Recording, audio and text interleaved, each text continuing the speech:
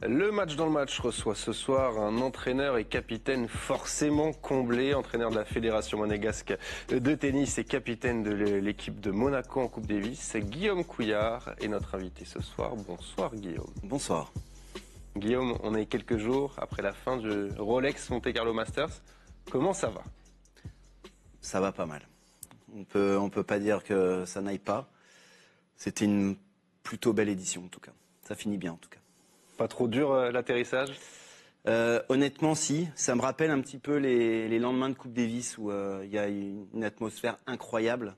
Et c'est vrai que derrière, il y a toujours un petit coup de moins bien. Mais non, c'est des moments qu'on rêve de vivre. Donc évidemment qu'on est heureux de les vivre. On va bien évidemment revenir ensemble sur les performances des joueurs monégasques durant ce tournoi. On va commencer bien sûr par Romain, vainqueur du tournoi en double. L'alarme, elle est venue combien de temps après la balle de match? La première. Je m'étais tellement demandé comment j'allais réagir si ça allait arriver que finalement je suis resté assis. Tout le monde s'est levé. Moi je suis resté assis et j'ai absolument rien vu de la scène de joie de Romain et de Manu. En fait, je suis resté un peu stoïque comme ça. Et c'est Louise, la compagne de Romain, qui à un moment donné est venue me faire un câlin et m'a levé. Et puis après j'ai un peu réalisé qu'il se passait quelque chose, que j'étais vraiment resté sur cette défaite d'il y a 2 ans, avec ces 2 balles de match. Et je me demandais toujours, s'il avait gagné, comment j'aurais réagi. Puis voilà, j'ai vu comment j'ai réagi 2 ans plus tard, je suis resté assis.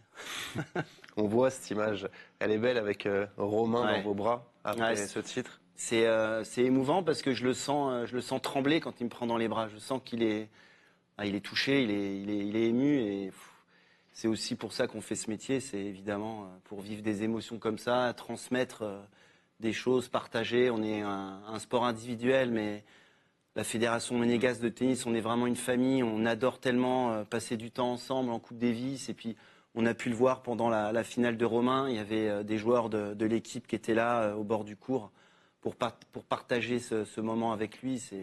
C'était exceptionnel. Vous vous connaissez depuis combien de temps avec Romain? Je vais dire une bêtise, mais ça doit faire pas loin de 15 ans que je l'entraîne, Romain.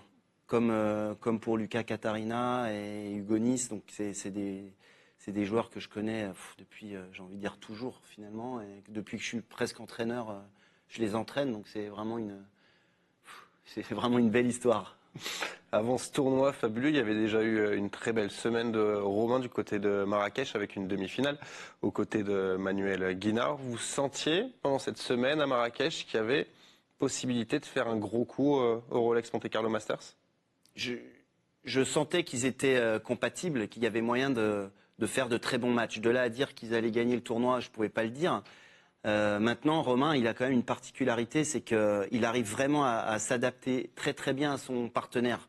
Depuis qu'il a arrêté de jouer avec Sam Wainsborn, avec qui il avait été en finale, il a quand même beaucoup changé de partenaire, il n'a pas trouvé de partenaire fixe. Et à chaque semaine, il changeait et il arrive malgré tout à s'adapter assez facilement. Et là, j'ai vu qu'à nouveau, il s'était adapté au style de jeu de Manu, au caractère de Manu, parce qu'ils sont quand même pas tout à fait pareils. Donc c'est aussi une part du boulot, de bien s'entendre avec son partenaire. Et j'avais senti qu'il y avait quand même quelque chose qui pouvait être intéressant à Marrakech, en effet, avec un Manu très exubérant, qui va chercher, qui est très teigneux, et puis Romain qui est un peu plus calme. Et j'avais trouvé ça très intéressant. Et c'est pour ça que c'était bien de faire ce tournoi de préparation avant Monte-Carlo. Et puis voilà, ça a porté ses fruits. Quand vous avez vu le tirage au sort de ce tableau de double, que Romain et Emmanuel affrontent Granollers Zeballos, qui constitue finalement une des meilleures paires au monde, qu'est-ce que vous vous dites? C'est vrai que cette paire-là, elle était numéro 1 mondial l'année dernière. Il y en a un qui s'était blessé, donc ils avaient un petit peu stoppé. Mais oui, on se dit, voilà, on est dans le vif du sujet tout de suite. Alors souvent les très grandes équipes, on dit qu'il faut mieux les jouer au premier tour qu'en finale parce qu'ils ils ont tendance à monter en puissance. Donc voilà, on s'accrochait là-dessus. Et puis encore une fois, Romain, c'est quelqu'un qui a déjà battu les meilleures équipes du monde, les meilleurs joueurs du monde. Donc il fallait rentrer sur le terrain pour évidemment la gagner. Et puis voilà, a priori, on s'est pas mal préparé. Plutôt bien, ouais. Plutôt bien. Je crois. Quel match a été le plus dur à vivre au bord du cours? Tous, honnêtement, tous. Il y a pas un match. On l'a vu en finale, le double, ça va tellement vite, dans un sens comme dans l'autre, avec ces formats de jeu, les Noad au point décisif à 40 le super tie-break à la fin, ça va tellement vite qu'en fait, on n'est jamais tranquille. C'est ça, moi, sur le bord du terrain, je suis jamais tranquille. Même s'ils mènent 6-1, 5-1, je me dis, ça peut tourner. Donc il faut rester serein, tranquille. Donc là, quand on voit la physionomie de chaque match, je ne vois pas un moment où je me sens un petit peu plus tranquille, quoi. Vraiment. Romain disputait donc sa deuxième finale ici après celle perdue. Il y a 2 ans, vous en parliez avec Sam Weisborn en ayant 2 balles de match. Vous l'avez abordé différemment, cette finale 2025. Est-ce que dans votre briefing, vous êtes servi de cette finale de 2023 ou pas du tout? C'est évident que l'expérience, ça joue et qu'il y a un moment donné où, quand il rentre sur le terrain, il a déjà vécu la scène. Il a cette expérience des grands matchs maintenant. Et oui, je pense que ça l'a quand même rassuré. Quand il gagne, quand il est mené 5-0 au premier, je sais qu'on a pensé la même chose parce qu'on en a discuté après. C'est qu'on s'est dit, OK, il y a 2 ans, il était mené 6-0, 1-0 avant de retourner le match et de se procurer des balles de match. Donc à 5-0, moi, je me suis dit ça. Je me suis dit, bon, bah voilà, il va le refaire. Il n'y a pas de raison qu'il ne puisse pas le refaire. Donc, s'il continue à être dans ses schémas de jeu, à continuer à toujours et encore, eh ben, ça peut tourner. Et c'est ce qui s'est passé. Donc, forcément, l'expérience a joué un grand rôle dans cette finale. On est quelques jours après ce titre. Est-ce que vous réalisez ou pas encore? Je réalise parce que je suis là. S'il avait fait premier tour, je serais pas là, certainement. Mais non, ouais, je réalise. Moi, je suis peut-être un peu plus... j'ai un peu plus de recul que Romain et c'est justement, je suis en train de lui dire, allez, maintenant il va falloir penser à la suite parce que moi j'ai envie que ce soit qu'une étape, même si je sais que c'était son rêve ultime et ça le restera et il l'aura réalisé. Mais moi je sens qu'il peut faire encore de très très belles choses et mon rôle maintenant c'est vraiment de l'inciter à garder la grinta qu'il avait pendant ce tournoi pour l'avoir à chaque tournoi et si c'est le cas, il va faire de très belles choses et c'est vraiment mon souhait. Qu'est-ce que ça fait de voir un joueur que l'on connaît, que l'on entraîne depuis tant d'années, de remporter un des tournois les plus prestigieux au monde, à la maison de surcroît? C'est le rêve parfait. C'est vrai que moi, quand j'ai commencé à entraîner Romain, il était loin, loin, loin, loin au classement. Il n'y avait pas de classement ATP, rien du tout. Il était blessé, il n'arrivait plus à jouer. Il a failli partir en université aux États-Unis en disant, bah, de toute façon, j'arrive plus à jouer tellement j'ai mal au poignet. Et je lui ai dit, non, non, tu restes là. Et on va trouver une solution et ça va le faire. Et donc c'est vrai que c'est un petit peu une fierté de me dire que bah voilà, je l'ai pris quand il était en difficulté et puis je l'ai peut-être un petit peu aidé à réaliser son rêve. Donc oui, c'est ça ma petite fierté à moi. Vous le situez où, ce moment dans votre carrière? Ouais, en tant qu'entraîneur, je pense que je pense que ouais, c'est la médaille d'or là, hein. Mais il y en a aussi beaucoup d'autres. En fait, quand on est entraîneur, c'est vrai que c'est un moment incroyable. C'est vrai, parce qu'en plus il y a les paillettes, c'est sur un grand cours, un grand tournoi. Mais moi, quand j'ai un joueur qui gagne un match très difficile dans des conditions très difficiles au fin fond de la Bulgarie, devant 0 personne, je suis aussi content. Je suis capable aussi d'avoir les frissons, de voir mon joueur s'en être sorti et d'être un peu dans la galère et puis d'essayer voilà, de sortir de ça. Et c'est aussi une fierté aussi. Donc c'est compliqué, mais voilà, moi c'est aussi ça que j'aime dans le métier d'entraîneur, c'est d'être là dans aussi les petits moments de l'ombre, avoir un rôle dans ces moments-là, quoi. Avec cette victoire, ce titre, Romain se retrouve aujourd'hui à la 43e place mondiale. Ça va forcément changer sa programmation? Oui, ça change tout. Il va certainement pouvoir faire les Masters 1000 qui arrivent, les grands chelems. Donc voilà, puis sur certains tournois, pourquoi pas être tête de série et donc être peut-être protégé sur le premier tour. Donc ça va évidemment changer pas mal de choses. Donc à voir s'il continue à jouer tous ces tournois-là avec Manu Guinard. Si de temps en temps il peut pas, ben, il aura plus de facilité à trouver d'autres joueurs si besoin. Parce que son classement est maintenant intéressant pour d'autres joueurs. Donc oui, ça change complètement la physionomie de sa saison. On va parler des autres joueurs de la principauté. Vous entraînez aussi, on le sait, Hugo Nice, qui a perdu Hugo au deuxième tour contre une excellente paire, Kevin Kravitz et Tim Putz. On a vu son partenaire, Édouard Roger Vasselin, blessé. Hugo, il n'a pas pu avoir son plein potentiel finalement dans ce tournoi. Ah, c'est vraiment une très grosse frustration, pour moi évidemment, mais pour Hugo surtout, qui a vraiment envie de performer dans ce tournoi. Et ça fait quelques années où ça lui sourit pas. Depuis qu'il a fait demi-finale avec Romain, voilà, ça tourne pas en sa faveur. Cette année, ils étaient quand même bien préparés avec Édouard. Ils s'étaient sortis d'un premier tour très compliqué. C'était de bon augure. Et ouais, Édouard s'est réveillé avec un mal au coude.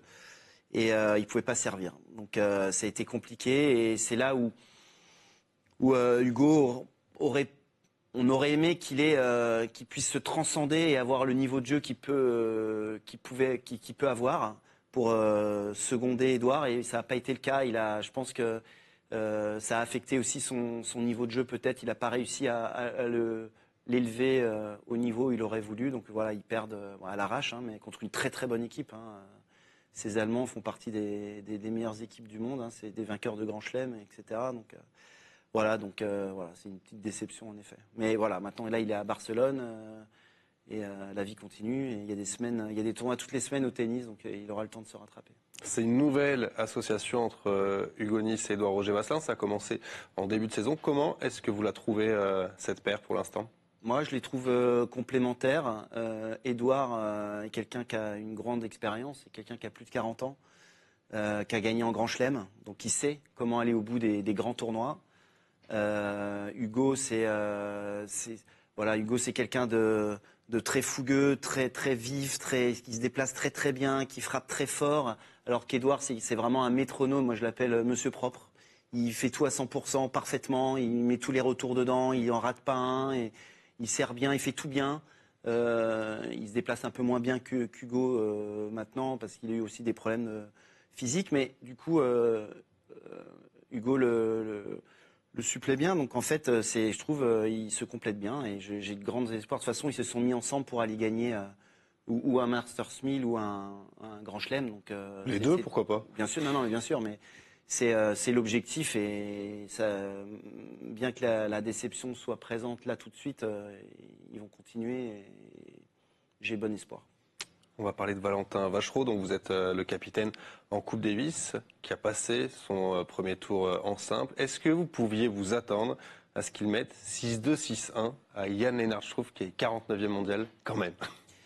Alors, moi, je suis pas surpris. Enfin, j'ai pas envie de parler d'exploit, parce que moi, je le trouve tellement fort, Valentin. Je suis convaincu qu'il peut être extrêmement bon. Et quand il bat ce genre de joueur, ça me surprend pas. Enfin, c'est terrible à dire, hein, mais quand il a battu Borges, qui est 30e mondial en Coupe Davis il y a quelques semaines, oui, sur le papier, c'est un exploit, mais je sais qu'il est tellement capable de jouer à ce niveau-là que je me dis, bravo, il a réussi à jouer son niveau.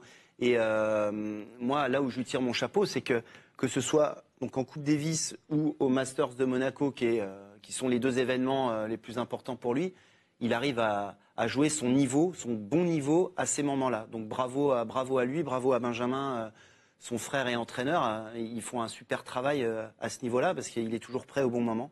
Mais voilà, en termes de niveau de jeu, je suis pas complètement surpris. Alors après, c'est vrai que c'est le premier tournoi sur terre battue de l'année. Certains joueurs, des fois, manquent de repères. Peut-être qu'il faudrait demander. Hein, peut-être que Struff manquait un peu de repères et il a été peut-être surpris au premier tour. Il s'attendait peut-être pas à avoir un joueur aussi bon. Et il s'est fait croquer. Voilà, bravo à Valentin. Mais voilà, pas surpris. Pour son deuxième tour, il est rentré diminué sur le court face à Grigor Dimitrov. Pourtant, il a réussi à lui prendre un set. Il menait un set, un break. Selon vous, il est sur la bonne voie, Valentin? Oui, il est sur la bonne voie. Comme je disais, il travaille très très bien. Il a vraiment été stoppé l'année dernière par plus de 6 mois de blessure, mais c'est évident que pour moi, que s'il n'avait pas été blessé, il serait déjà dans le top 100 et il y serait rentré et resté, voire même plus. Il serait peut-être 50e, je ne sais pas, c'est difficile à savoir, mais je suis certain que s'il arrive à faire un an sans blessure en jouant à ce niveau-là, ce sera un joueur de Grand Chelem. Et il fera tous les plus grands tournois du monde et il gagnera régulièrement des joueurs comme Strouf et on dira bah oui, cette semaine il a battu un tel et on dira bah ouais, bien joué, c'est tout. Voilà. Parlons d'un autre de vos joueurs qui est malheureusement blessé depuis de longs mois. Je pense bien sûr à Lucas Catarina. Quelles sont les nouvelles pour Lucas? Comment ça va? Eh bien, ça va mieux. Donc, il a été opéré 2 fois. On lui a même parlé d'une 3e opération. On a essayé d'éviter celle-ci. Et voilà, il a fait des traitements qui fonctionnent a priori. Et donc, il reprend le tennis chaque jour un petit peu. On joue 1 heure par jour à vitesse réduite. Mais voilà, il est ultra motivé. Alors forcément, c'était frustrant de voir tous ses copains jouer et lui Oui, mais il est rester. venu tous les voir à Non, chaque match, il a rien loupé. C'est évidemment qu'il vient parce qu'il est extrêmement content pour ses copains. Il n'y a aucune jalousie de voir ses copains réussir et lui être sur la touche. Il n'y a même pas de débat là-dessus. Il est très très content pour eux. Maintenant, c'est frustrant. Donc voilà, il reprend et il a qu'une envie, c'est de pouvoir rejouer la Coupe Davis avec eux pour nous aider et puis pouvoir jouer l'année prochaine ce Masters. Il travaille pour ça et il lâche pas et voilà, il n'y a aucune raison que ça se passe pas bien parce que c'est un sacré joueur et qui nous a fait rêver plein de fois, que ce soit en Coupe Davis ou dans ce tournoi-là. Donc voilà, on se bat pour revivre de belles émotions avec lui. Vous évoquiez la Coupe Davis, parlons-en. Il y a 2 mois, vous avez donc affronté le Portugal à la maison. L'équipe qui, sans Lucas, s'était inclinée seulement 3-2. Qu'est-ce qui prédomine? La joie d'avoir accroché une équipe qui est extrêmement forte sur le papier ou la frustration de ne pas l'avoir fait? Forcément, la frustration de ne pas l'avoir fait. On est des compétiteurs, donc on est évidemment là programmé pour gagner. Donc quand on n'est pas loin d'un exploit, bah voilà, ok. Alors c'est vrai qu'après moi, en tant qu'entraîneur capitaine, je me dis bah voilà, on est sur la bonne voie, on accroche des énormes équipes, c'est bon si on est là où il faut, etc. Après le résultat, il fait que bah on va se battre pour rester dans notre division à Chypre.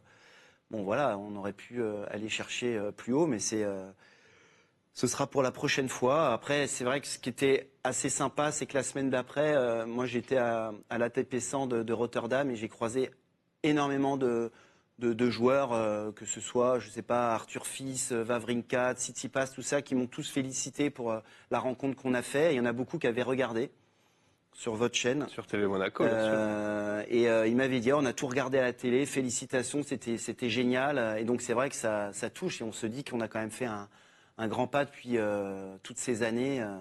Voilà. Donc je pense que voilà, on peut être quand même malgré tout un peu fier de nous. Oui, il faut en avoir de la fierté. Le prochain rendez-vous, vous l'avez dit, ça sera à Chypre au mois de septembre. Comment est-ce que vous l'abordez, cette rencontre, même si on est encore loin?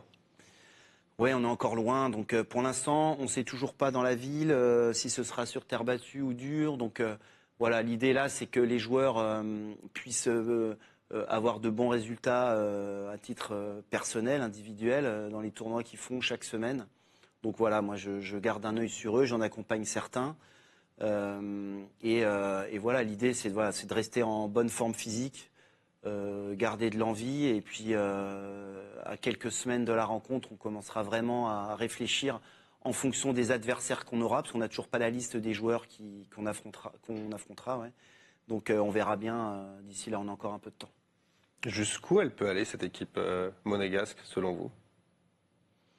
Je ne vais pas vous dire qu'on peut la gagner dès cette année, la Coupe Davis, mais l'objectif de la fédération à moyen ou long terme, c'est évidemment de la gagner. Hein. Donc on met tout en œuvre pour pouvoir avoir une relève pour la gagner un jour. Maintenant, on voit avec Romain ce qu'il a fait cette semaine, on ne s'y attendait pas et puis il a gagné ce tournoi. Donc pourquoi pas aller chercher, pourquoi pas un petit groupe mondial. Si tout le monde est en forme au bon moment, on est absolument capable d'aller chercher des grandes équipes. Voilà. Mais on ne se donne pas de limite en tout cas.